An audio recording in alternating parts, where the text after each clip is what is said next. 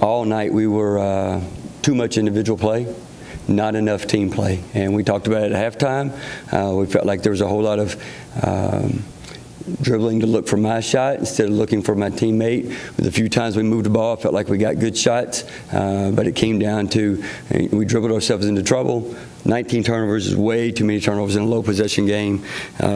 We out-rebounded them by one, but there were way too many second chance opportunities, especially down the stretch, where we're just not boxed out, getting two hands on the ball. And so it's something we work on. We preach it. We run for not doing it. But tonight we did a really poor job of ending those possessions with a defensive rebound.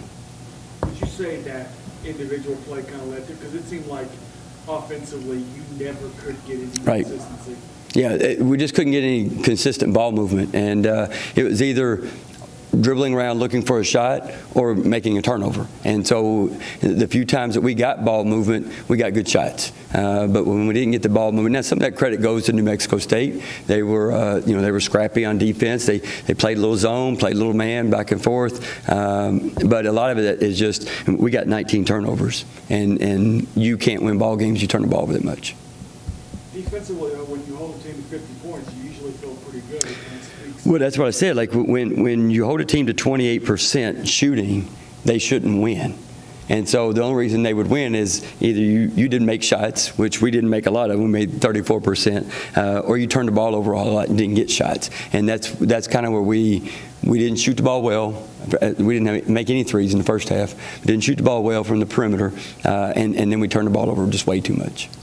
And while their percentage was not great, it did seem like every time that you guys were kind of making a run, even got a lead, they would hit a big three. Yes. Yeah. And several of those came off of rebounds. They'd get a rebound and get a second chance opportunity, and we wouldn't get that thing stopped. Or we'd get low in the shot clock, and we'd lose somebody or have a late closeout, and somebody would hit a big shot. And the credit goes to them for making those shots. And then they had, obviously, more free throws. I mean, they had 17 attempts compared to our 11. Some of that's our fault because we're turning the ball over and we're not taking good shots on balance that draw fouls. And so if you take off-balance shots, you got no chance for a foul, low chance for making the shot, and no chance for an offensive rebound. And so that's why we try to make sure we're taking on-balance shots.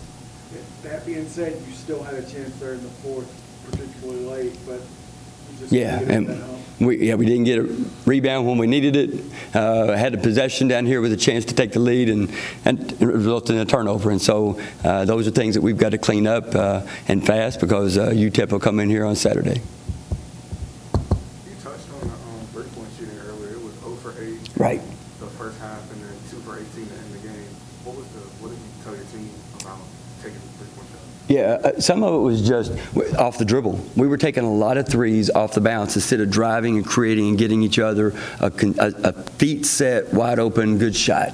When we get those, we're not bad. We're not the best in the conference, but we're not bad at it. But when we're trying to take threes off a dribble, then that's not the ones we want. And so, all night I felt like we didn't move the ball well enough. And so that had an impact on our three-point shooting. Anything else? Thanks.